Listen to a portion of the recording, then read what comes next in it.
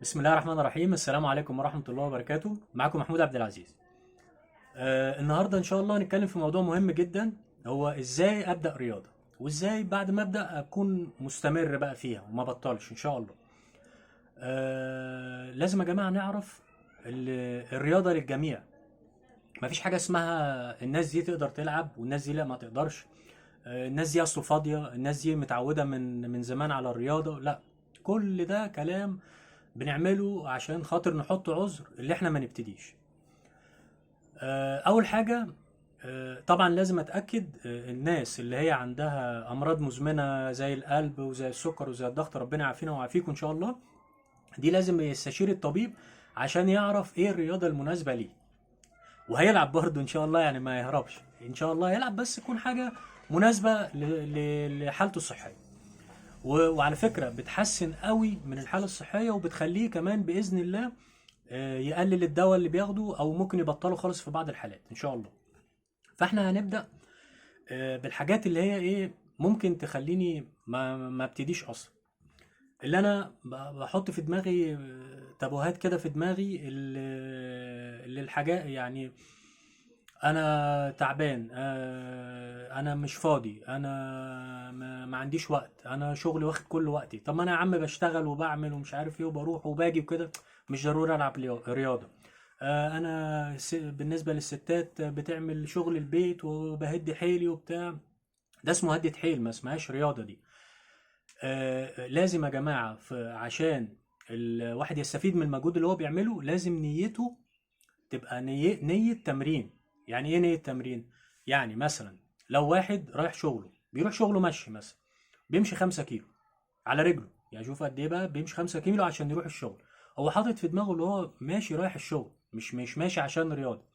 تفرق بقى قوي لو هو حط النية اللي انا ايه، همشي 5 كيلو دول بنية الرياضة، او هجريهم، او هعمل تمارين وانا ماشي. ده بيفرق جامد جدا. فالنية مهمة قوي، مهمة قوي، اللي احنا انا داخل العب رياضة ان شاء الله 5 دقايق يا جماعة في اليوم، ان شاء الله 5 دقايق اول ما اقوم الصبح اعمل شوية استرتشات، والله هتفرق معاكم قوي. دي حاجة. الحاجة التانية يقول لك طب اما بس حالتي النفسية تتحسن، اصل انا مش عارف إيه. مش هتتحسن. ابدأ، هي هتتحسن ان شاء الله مع الرياضة.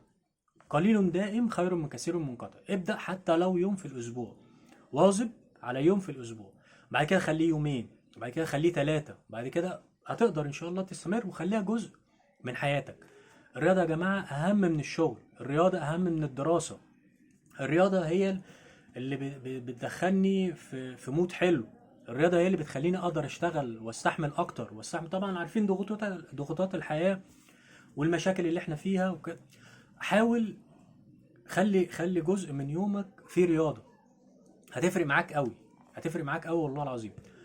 وزي ما اتفقنا، محدش يقول لي انا بشتغل شغلانه فيها مجهود وبطلع سلالم وبنزل سلالم كل ده، دي مش رياضه، دي هدة حيل والجسم بياخد عليها للاسف. الجسم بعد كده بيطلب منك بقى الفاتوره كامله، فاتوره الاهمال اللي انت اهملته، الاكل اللي غير صحي. الرياضه هتخليك تلتزم باكل صحي، الرياضه هتخليك تبعد عن التدخين، الرياضة هتخليك، طبعا كلنا عارفين فوائد الرياضة قد ايه. بس ابدأ، يعني المفروض ايه، محدش يقول اللي انا لازم ابدأ بيرفكت على طول. ابدأ حاجة حاجة، ابدأ على حسب ظروفك اللي متاحة دلوقتي. ما تحلمش اللي انت تبقى بطل رياضي وانت لسه ما لعبتش اي حاجة. لا، اهدى كده وصلي على النبي عليه الصلاة والسلام، وابدأ ولو 5 دقايق في اليوم. دي حاجة. الحاجة التانية، اللي حالتي النفسية هتتحسن ان شاء الله مع الرياضة، لكن مش مع اللي انا اقول استنى اما افضى او استنى اما ابقى رايق، او مش هتروح ومش هتلعب حاجة. ابدأ على طول. اول ما تنوي توكل على الله على طول. محدش يا جماعة هيسلفكوا صحته، كل حاجة ممكن تتسلف الا الصحة، محدش هيسلفكوا صحته. فابدأ وتوكل على الله. اختار حاجة بسيطة تعملها كل يوم. اول ما تقوم من النوم الصبح، الناس اللي هي ما تقول لك اصل انا مش فاضي، اصل انا لا، قوم 10 دقايق بدري، اعمل استرتشات. طبعا الاسترتشات كلنا عارفينها، ولو مش عارفينها انا عندي في القناة فيديو خاص للاسترتشات دي، خش عليه وشوفه واعمل الاسترتشات اللي فيه. الناس اللي عندها مشاكل اصابة او حاجة، في فيديو للاصابات اسمه تمرينات علاجية مهمة برضو عندي في القناة، خش عليه وشوف اشتغل عليه واحدة واحدة، واعمل التمارين اللي انت تقدر عليها واحدة واحدة وبالراحة. حسيت اللي فيه ألم برضو مع أبسط التمارين أو مجهود بسيط أو كده، لازم طبعا تستشير دكتور. وبرضو تصمم اللي انت تكمل رياضة.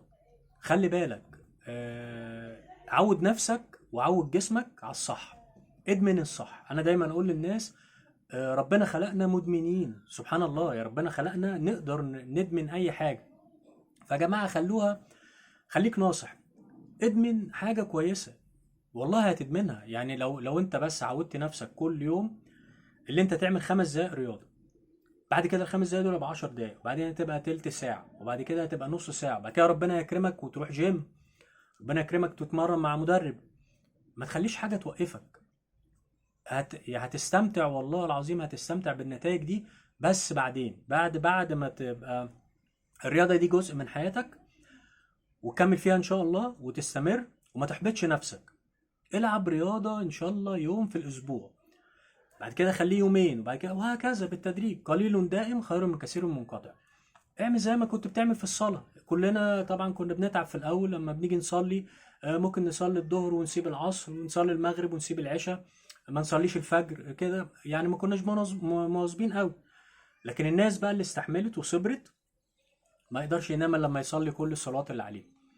فالرياضة كده، الرياضة أو أي حاجة أنت عايز يعني عايز تستمر فيها، لازم تتعب في الأول شوية، ولازم تصبر شوية، وبعد كده ان شاء الله هتبقى تمام. بس ابدأ دلوقتي. قول انا هبدأ دلوقتي، قول لا في وقت. انا على فكرة الانسان الفاشل بس هو اللي ما بيعرفش ينظم وقته. دايما في وقت، دايما في اولويات. شوف اولوياتك ايه في الحياة، وابتدي بيها. مفيش طبعا اولى من الصحة نمرة واحد في حياتك. حافظ على صحتك، والله العظيم كنوز الارض. مش يعني مش هتيجي حاجة جنب الصحة. الفلوس والمجهود اللي انت بتعمله في شغلك ده عشان تكنس فلوس، وعشان تعمل ثروات وكده، دي ممكن تجيب لك الاكل بس مش هتجيب لك النفس اللي تاكل. هتجيب لك السرير بس مش هتجيب لك النوم.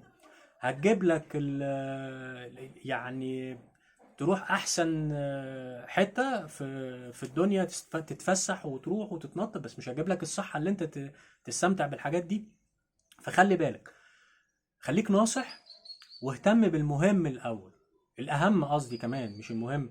ما انا معاك، الشغل مهم والدراسة مهمة، كل حاجة مهمة، بس الاهم الصحة اللي هتخليك تكمل في كل ده. محدش هيسلفك صحته. ابدأ حالا. اول ما تسمع الفيديو، اول ما تشوف الفيديو ده، اقفل الفيديو وروح ابدأ حالا. ان شاء الله في البيت، ما مالكش حجة. تمارين موجودة في كل حتة، عندي على القناة وعند الناس التانية انت لو عايز تعمل تمارين هتعمل، وهتلاقي ناس تعلمك. بس الأحسن طبعا تسمع ناس بروفيشنال، يعني تسمع ناس بتفهم في الكلام ده، وتبدأ واحدة واحدة واحدة واحدة، وعلى حسب ظروفك انت الصحية، وعلى حسب الدكتور قال لك ايه. ولازم طبعا الناس اللي زي ما قلت، الناس اللي هي عندها أمراض مزمنة دي ما تيأس، بإذن الله هتشتغل وهتبدأ وهتمارس حياتك كويس، بس باستشارة الطبيب. وبإذن الله يبقى الرياضة حاجة مهمة قوي في حياتكم، ما تقدروش تستغنوا عنها خالص، وتبقوا مدمنين رياضة فعلا. وده سهل والله العظيم، بس عايز صبر في الأول، وعايز اللي انت تتعب شوية في الأول، تتعب حاجات بسيطة يعني، بعد كده إن شاء الله هتاخد على الموضوع ده. وبإذن الله طالما اقتنعت بالكلام اللي أنا بقوله ده، هتكمل في الموضوع إن شاء الله، وهتبدأ. بس حاول بقدر الإمكان تبدأ على أساس علمي. ابدأ واحدة واحدة، ما تجازفش، وما تعملش حاجة انت ما تعرفهاش. ابدأ بتمارين سهلة، استرتشات، تمارينات علاجية، واحدة واحدة، ما تستعجلش، ويعني ما تستعجلش النتائج. واحدة واحدة، وكل مرحلة ليها شغلها. فخلي بالك، وعشان ما اطولش عليكم، اسمع النصايح دي كويس، وحاول تنفذها. وباذن الله تكون الرياضه جزء من حياتكم باذن الله تعالى. واتمنى لكم كل الصحه وكل الحاجات الكويسه وكل السعاده، واشوفكم على خير ان شاء الله. السلام عليكم ورحمه الله وبركاته.